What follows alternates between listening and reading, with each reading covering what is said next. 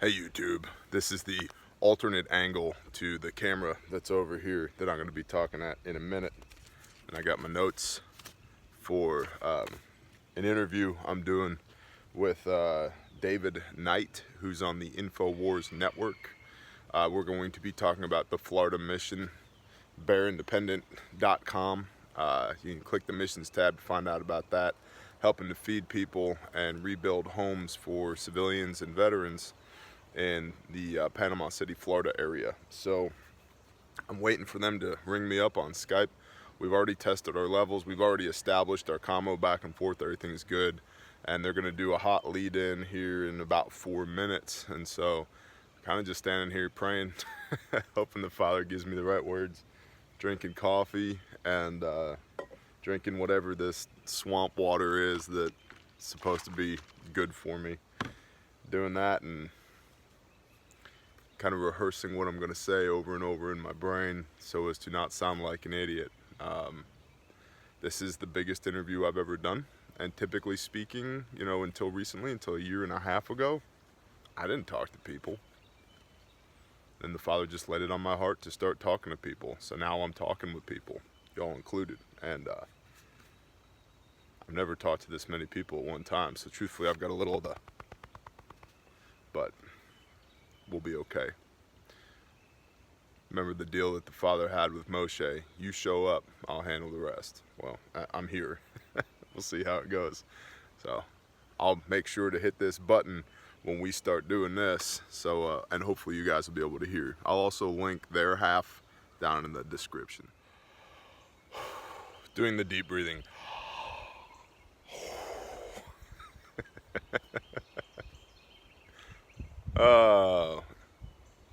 This is rare for me.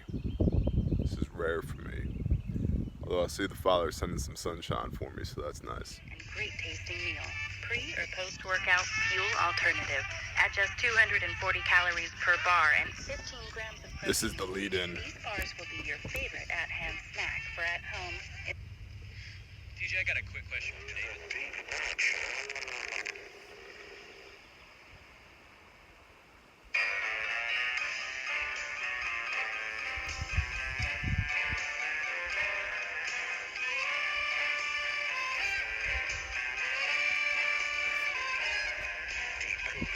Mainstream propaganda.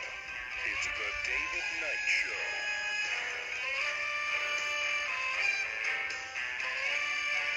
Welcome back. Joining us now is TJ Morris. He is COO of an organization called Prosper Ready.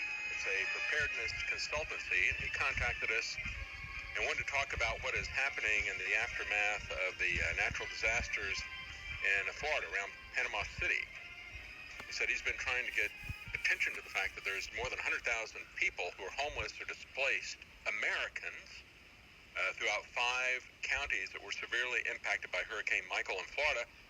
The FEMA and the federal organizations are basically pulling out. So we wanted to talk to him about what the current conditions are, what he sees there, and also talk to him about preparedness and getting ready. And we've had experiences with this back in North Carolina. We've seen a marked contrast between the way disasters are handled when the federal government and FEMA get involved and when it is a little bit more localized and it is handled by voluntary cooperation, donations from corporations, churches getting together to hand out those voluntary contributions and so forth. There's a marked contrast between the way people can take care of this versus just kind of pulling back and saying, well, the federal government's got our back. Often they don't. So joining us now is TJ Morris. You can find his website is Bear Independent. That's BEAR, bearindependent.com. Thank you for joining us, Mr. Morris. Morning, sir. It's always good to talk to another bearded libertarian. Happy to be here. So. All right, you're there in, it's good to talk to same here. You're there in Panama City. Tell us what you see there. What's going on? What is the state of hurricane relief after months of presence by FEMA? So we actually just recently got back from Panama City. I'm on my homestead in Oklahoma right now, but we're heading back to Panama 10 through 12 May 2019. So in about 3 weeks, we will be back there. We currently have boots on the ground right now working through partners there that are affecting positive change on target. And we're doing that through feeding people, through blessing people with groceries, and through ongoing construction projects, because about 100,000 people are either homeless or displaced. In Mexico Beach, there's one business open, which is great because there's nobody to patronize it. There's nobody there. There's one business open. Panama City, Florida, every single roof needs to be replaced. About 60% of all of the homes are uninhabitable. There's literal tent cities consisting of blue FEMA tarps with Americans living underneath it. And what crushed me, I have kids, what crushed me was toddlers in nothing but diapers living underneath blue FEMA tarps in the tourist capital of the United States of America in Florida, and nobody knows about it. And so we've gone in there and we've built showers and mobile kitchens for these people and brought literal semi-loads of food. And we're doing this, just like you said, this is all voluntary. We're doing this through people who have a deep and abiding faith in the Most High, people who are volunteering their time, who are giving $5 or $5,000 or anywhere in between, who are literally showing up to help. And the first group of people that I went to Florida with, I'd met only 2 of them before. And we ended up with 32 people I'd never met before. And the reverend that we were assisting said he'd only seen one team that was as good, and that team was a Ranger battalion that had trained together for 18 months. So we're very happy with the success that we've been having, but we're looking to partner with anybody and everybody who can help us either monetarily or boots on the ground, or send us food, send us construction materials, whatever, because there's 5 counties that are literally destroyed. FEMA is out of money. They haven't done anything with the money they had in the first place. It's a shame, because you look around in these neighborhoods there's people living in trailer homes that have trees laid through them. They just lay a tarp over the top of it and do the best they can with what they've got. And right next door to that is brand new chain link fence encircling brand new asphalt with brand new trailers, with brand new pallets of food and water, with people in brand new safety vests and brand new boots leaning on them, scratching their brand new hard hats, and nobody's inside and nobody's walking outside the gates to actually help anybody. And so, yeah, and so kind of to tie all... And this is, like you said, this is what a major, Panama City, I grew up in Florida. Panama City is a major tourist location, and it is amazing that this is not being covered by mainstream media. The local governments have told all the local media to not say a word about it because they don't want it to affect tourism. There's nothing to tour. It's destroyed. So I don't, yay government, I don't understand it, but I don't expect it to make sense either. So... Are they letting people back into their homes, or are they keeping people quarantined out of their homes? Because that's what I've seen when FEMA gets involved in things on the coast. I had a couple of sons who did videos about big government and so forth. And one of the key things that they focused on was the difference between the way it was handled in the aftermath. There was a massive hurricane that wiped out a large area of the coast of North Carolina, and FEMA came in and kept everybody away from their home. It was made much, much worse by FEMA's presence, whereas not too far from us, there was a tornado came in and destroyed a couple of towns, but because it was localized, the federal government didn't get involved. Instead, they had corporations bring in massive amounts of food and relief items. They had the police would just keep people away from downed power lines, but other than that, the government got out of the way and let corporations distribute money, and not money, but food and water to people at church parking lots. So they're taking them to church parking lots, and the church people would voluntarily distribute this to people. It worked out much better than with the federal government getting involved. Is that what you're seeing in Panama City? Well, it would be much better, in my estimation, if the federal government had never gotten involved in the first place.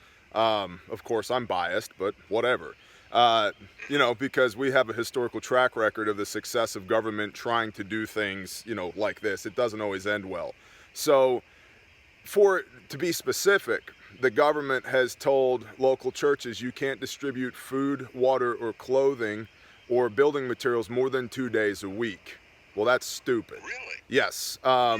And so what we did was they stop. I mean, that's just insane. Why you would stop people from helping other people? Because they're trying to micromanage the entire system. Bureaucracy is good at perpetuating bureaucracy. And so rather than actually affecting positive change, they just brought in a bunch of bean counters to try and count the cost of remediating the disaster, while the humanitarian crisis is actually nothing's being done about it. And so that's one side of the argument. The other side of the argument is that FEMA is very much so, for example, in the case of Mr. Dennis, a veteran that we're assisting, it has told him that his 2 walls and half of a roof, he had 2 8-foot walls and half of a roof. A disabled veteran, elderly gentleman, was living in 2 walls and half of a roof, and FEMA said that constitutes housing. And so we went in there with a backhoe and knocked his housing down so that we could roll a trailer in place so that he would have a place to live. And we're now on a mission to continue to build him an appropriate house, although we're being fought tooth and nail by the city of Panama City, by FEMA, by several other local entities as well. So we're going to continue to fight that fight. But to call that housing... Information to help him. Tell people about that. You got a GoFundMe for him. Give people the information on that. Yes, sir. You can go to gofundme.com/welcome-home Mr. Dennis. And that's welcome-home-Mr-Dennis. And we're... Mr. spelled out, not M-R. It's M-I-S-T-E-R. That's correct. And, you know, we're fighting a battle with Mr. Dennis as well on this other front that apparently he's got some substance abuse issues that we need to address as well. So we're working on that, and we're using money that comes into that fund to help fund that, to help... Yeah, there's his house right there. That's what FEMA was letting him live in, calling it housing. And that broke my heart when I saw it, so we knocked it over so that he could actually have a place to live. And so we're using that money to help replace his housing and to effect positive change on 6 other veteran-related projects in the area, as well as there's hundreds, if not thousands, of other construction projects. So, you know, we need the money to do things like that, but we also need to partner with hands and feet. Yeah, that's great. You're doing a great job. It really is the spirit of volunteerism. Yep. That's what America was really about. That's what Alexis de Tocqueville said was unique about America. But our government has put a pretty heavy footprint in here and has stopped this. We got more from TJ Morris when we come back. We're going to talk about his organization and about other GoFundMe projects. Stay with us. We'll be right back. Defeat the globalists. Another commercial break. Defeat your bragging. It just gets old, man. I'm going to shut you down right now, okay? We're taking calls. Coffee is life.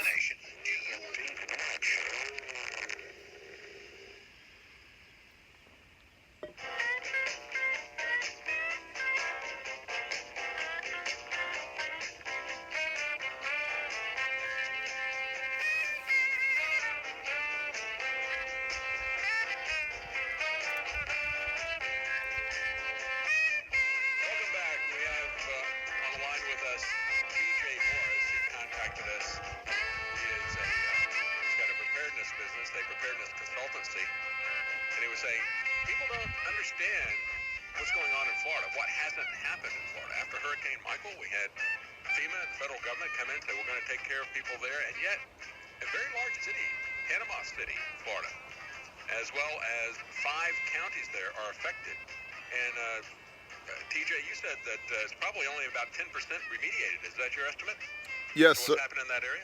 Yes, sir. Just putting a trained eye on it. There's literal disaster everywhere.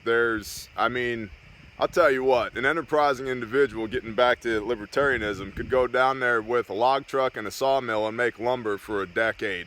There's trees everywhere. It's not even close to being handled. I mean, just remotely contained. There's no place to live. There's no businesses. You know, we talked with one local fire department down there, and in fact, that video is on our YouTube page, Bear Independent. You can just go there and put in the little search bar, put Bear Independent Mission, and look at episode 3. We talked to the local fire department. They had to cut the front of their own building off with the demo saw and then rip it off with their brush truck so that they could roll their trucks out to promptly realize there's no place to go because all the roads are closed by trees. So then in the middle of this storm, they hiked 1.5 miles, got some more chainsaws, hiked back, started cutting, and started doing welfare checks. And after 5 months, they're still there, self-supporting, without a break. They've got nothing, they've got nobody. There's 4 people there, self-supporting after 5 months, continuing to try to serve their community. And so, you know, and when I asked them, hey, how do I help you guys? Their answer was, you just make sure that people know that we're still here. Oh yeah, we're still here. Here's a neighborhood you You're just put still up there, right but here. You're saying that FEMA and the Fed are getting ready to pull out. Yes, sir. Or That's they already that's started pulling correct. out. You see these images you have up on the screen right now? There's people living in that. Okay, and this is one of our mobile kitchens that we took to go feed people. And yeah, they're gone. They're gone. They're packing up right now. They ran out of money, and just like the government does, they spend like crazy. Then when they run out, you know, in this case, they're not asking us to give them any more. They're just leaving, and they've done next to nothing with it. See that house? There's people living in those houses. And so what we're trying to do is go and feed these people and let them know that they are loved, they're not forgotten, that, you know, they're Americans, they're kin to us, we're there to help them to the best of our broken ability. And this is a deeply meaningful thing as well, you know, from a preparedness standpoint. Lots of people talk a big game about being ready. I would implore you to come spend some time with us, volunteer your time, bring your bug out bag and live out of it for 72 hours in conditions like that, and then we'll see just how squared away you actually are. Take it from theoretical to actual. For people. Yes. Yeah, be a good dry run. I know when we were in North Carolina, I grew up in Florida, and we had many hurricanes that came through, and we were a little bit inland there in Tampa. And on the coast, yeah, it was very damaging, but typically the massive rain that we would get, we were far enough inland that we didn't get flood surges. The soil was sandy, and it would absorb the rain. And so we had a hurricane that came through, and I was around Raleigh, which is kind of the central part of North Carolina, and everybody was worried about the hurricane. I wasn't worried at all about it, and yet it was only about 75 miles an hour when it got there, but we had trees that had stood for over 100 years that were knocked down by that because there was so much rain. Yep. The trees lost their footing there because the soil was different, couldn't absorb that water as well. And we were locked in, like you're talking about there. People couldn't move because of all the fallen trees. You couldn't get electricity. We were out of electricity for over a week, and we couldn't even move out of our neighborhood barely. We had to basically saw our way out. And so I certainly understand how that is. And it's really a shame that people think that the federal government is taking care of all this, and they really aren't. And then, as you were talking about in the last segment, the local government doesn't want to talk about this because they want to pretend that everything is fine. Yep. They're trying to maintain the thin veneer of civility there in Panama City. It's non-existent. It's non-existent.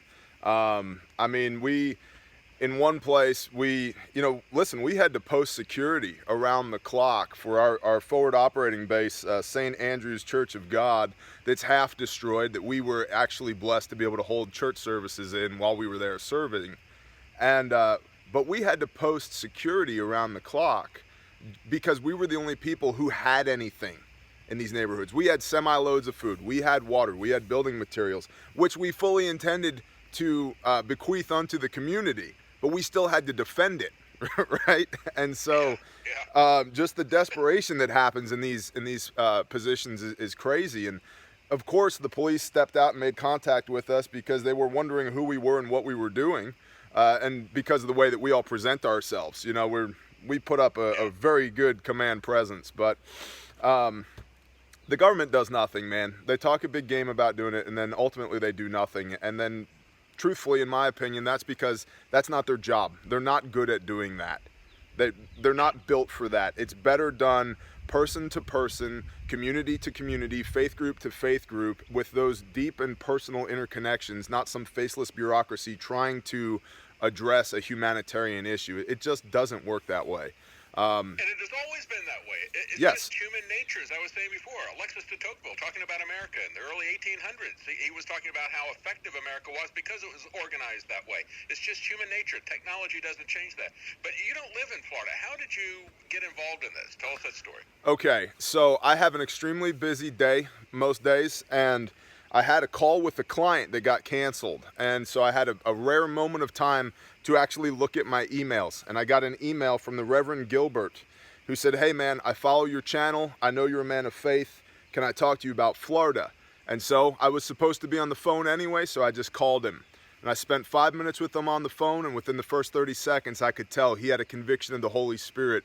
The Ruach HaKodesh had laid on his heart that he was going to go help these people, and he was there fighting this war by himself. And so we talked for about 5 minutes, we prayed together, and I hung up. And then I got on the internet, started talking with my people at my channel, and I said, listen, I don't quite understand the how or the why, but we're going to Florida and we're going to help these people. 6 weeks later, I called the Reverend back and said, we're on our way. Literally, I'm in a vehicle headed to you. Here we come. And 32 people I'd never met before rallied to my position in Florida, and we started serving. And so the short answer to that question was a deep conviction from the Father to go help people I'd never met before. And once I got there, the Reverend put his hand on my shoulder and he said, welcome to the war. And I was home, brother. I was home. So. That's great. That's great, TJ. You stepped out in faith. And you got a GoFundMe. Tell us about that. Gilbert's Op Fund, is that correct? Correct. Gilbert's Op Fund. Gilberts Op Fund. And all that information is on bearindependent.com. Just click the missions tab.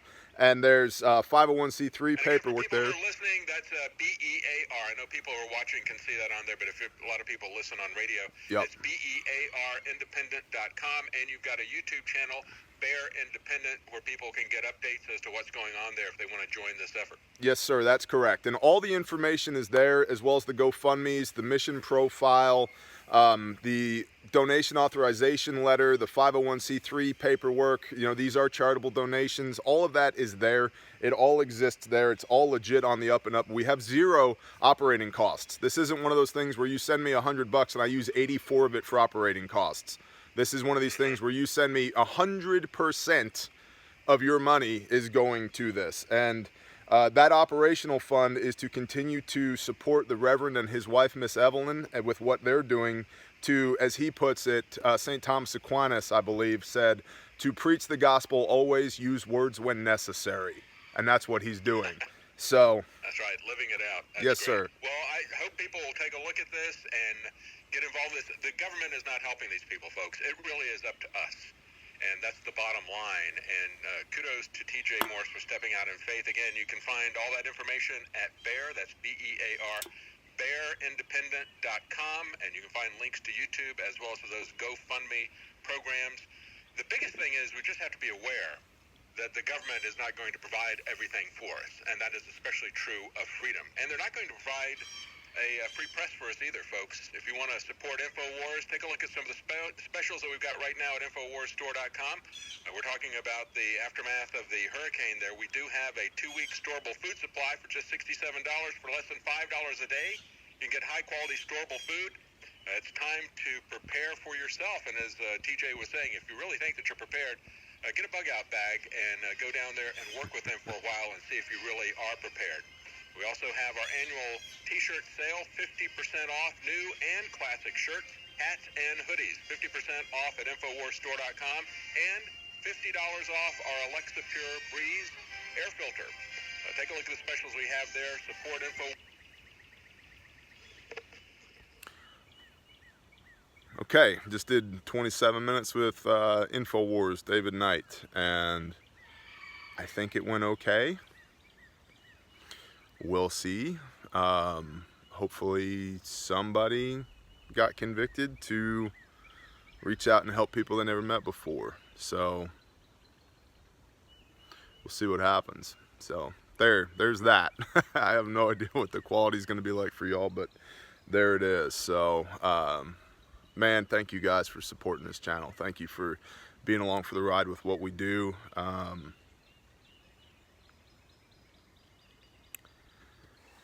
I would have never thought my life would look like this. It's not coincidence. It's just doing what the Father tells you to do, and then He rains down blessings upon you. Right? He says jump, you say how high.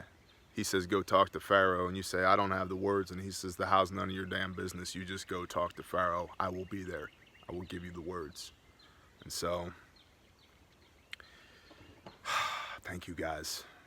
Shalom.